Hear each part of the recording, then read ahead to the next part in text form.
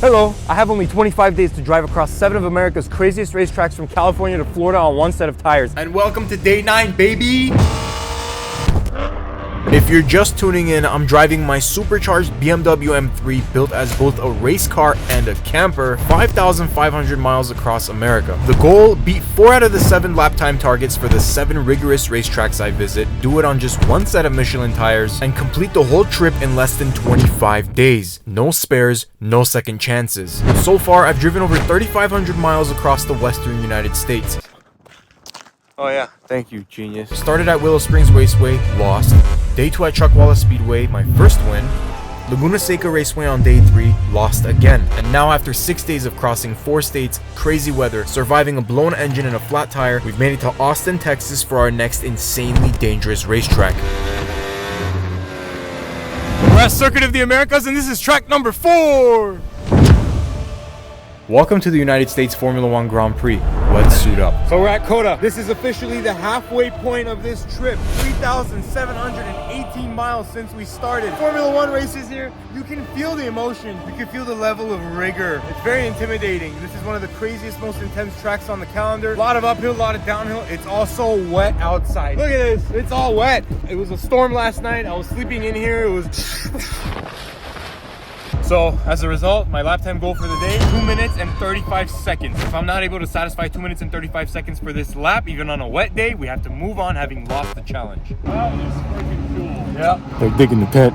I'm telling you, I'm the coolest one here. No, you didn't. No, thank you very much. As I took the tent box off the car in my racing suit, the nerves hit hard. A rough night of sleep in the thunderstorm didn't help, but it was more than that. COTA felt like a final boss, and the weight of it all was starting to get to me. I had 3 tracks left, but this one felt different, bigger. Speaking of tracks, while I take the tent off, I just want to say thank you to Chin Track Days for having me out today. Really grateful for the opportunity. This is crazy. You guys are awesome. Really nice organized event. All right, before we go out on track, you know what time it is. We're going to set the tire pressures. Let's go.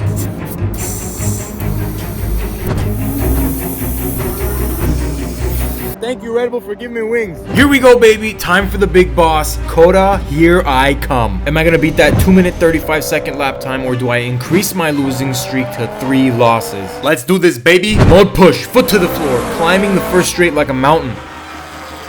Top speed 131 miles an hour, then smashing my brake pedal down to 37 miles an hour. Now work your way to the left. Keep your foot on the gas. First thoughts, this track is way too big. I don't know where I gotta be half the time. Coming into the S's at turn 3, 4, and 5. Greg, use more curb. Keep it straight, man. Foot down. I'm losing traction. The track is cold and slippery from the rain. I don't know how much of this I could deal with. Your driving line sucks, dude. What are you doing? Ugh. While he struggles, there's a twist for you guys watching at home. For every 10 views the whole series gets, I add 1 cent to a $1,000 pot. And if I can't complete the full challenge, one of you takes it. Greg, break! I'll leave the details of this little giveaway scattered through the series. If you want it, just pay attention to every single detail of this video. Next straight, we hit a blistering 139 miles per hour coming into turn 12. My tires and brakes are crying, but we're coming up on traffic ahead. I'm not allowed to pass unless he allows me to by pointing out of his window. Nice, we got the point. Almost like he heard me talking about him.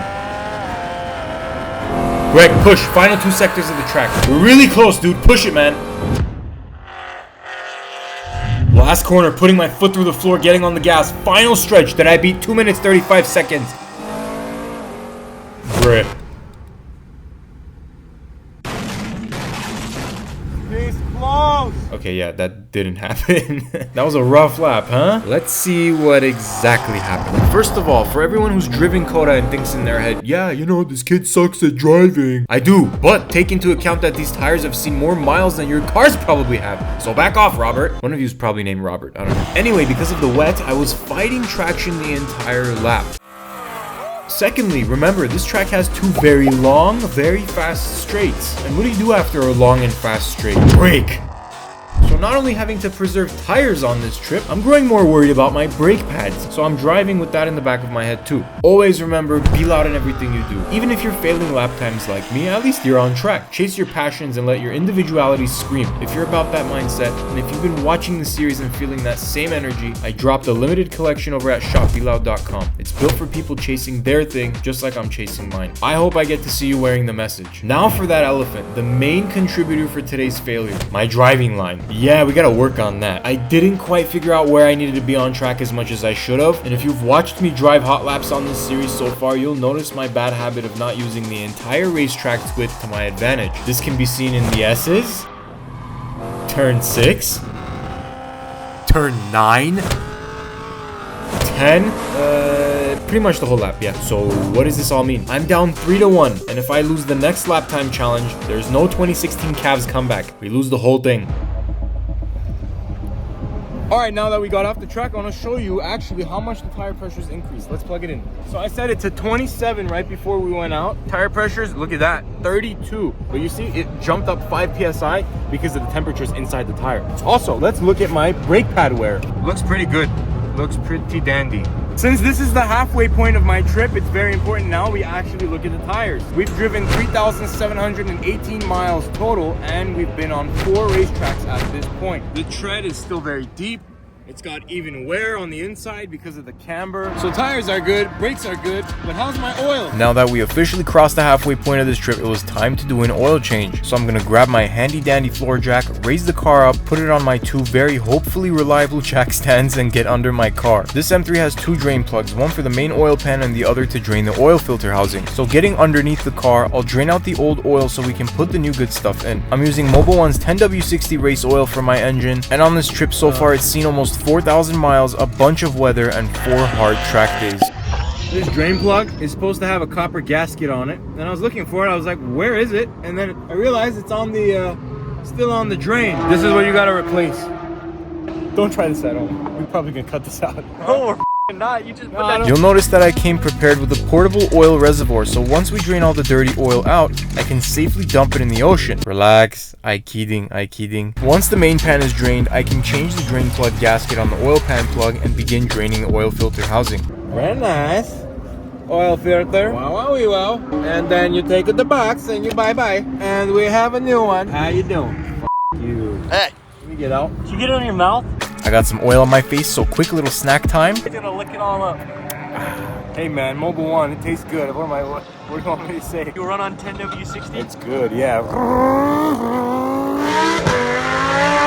Now that all the oil was drained, I can move to the top of the engine and change the oil filter. In order to do this, you use a 36mm socket and a 1/2-inch wrench to undo the cover cap. Next, what you want to do is carefully remove the cap and old filter without spilling any oil into the engine bay. I'm a messy worker, so of course I spilled oil into my engine bay. Before putting the new filter and cap back in, we gotta change the rubber gaskets on the plastic oil filter cap, which kinda gets annoying. I don't have to pick. Have some 1060 oil for yourself. Get a little bit of oil. Yes, sir. After 15 minutes of struggling, trying to remove the oil rubber gasket with my mouth because of my lack of proper tools, we can finally put the new gaskets in, put the new filter in, put the cap back on, torque it to spec, and fill up the new Mobil 1 10W60 motor oil. You're supposed to use a funnel, and I never actually do, but I was smart enough to remember to bring one so I can guarantee 100% that I won't spill it anywhere. Holy shit. Win. According to BMW, the E92 M3 takes 9.3 quarts or 8.8 liters of oil, and the reason why it uses such a thick 10W60 weight is because the motor in this car, the S65 B40, is a high revving V8 and gets really hot. Thinner oils would break down and not protect the motor, but BMW engineered the motor around this oil for track reliability and long-term durability, especially at 8,400 RPM. That was the cleanest oil change job you've seen in your life, wasn't it? Time to take the car off the jack stands, put the tent back on the car, and leave COTA. Looking back on today, it was kind of bittersweet. We drove all this way to race on the United States Grand Prix just to do a few laps and leave. Man, I wish I could have stayed longer, but we have another crazy track coming up further along in the East Coast, and the next one is arguably even more dangerous. Final stop for the night was Houston, just a quick 2 hours out, but before that I had to try this spot, the Pit Room. It's actually on Michelin's Big Gourmand list. Basically their way of saying fire food, good price, no fancy vibes. Since I'm already on Michelin tires, figured I might as well eat Michelin too. Let's get some barbecue. Taste test. One bite, everybody knows the rules. That's fire. Thank you, Michelin. Keep thinking about your problems like a bee want me to solve 'em. Keep thinking about your problems like a bee.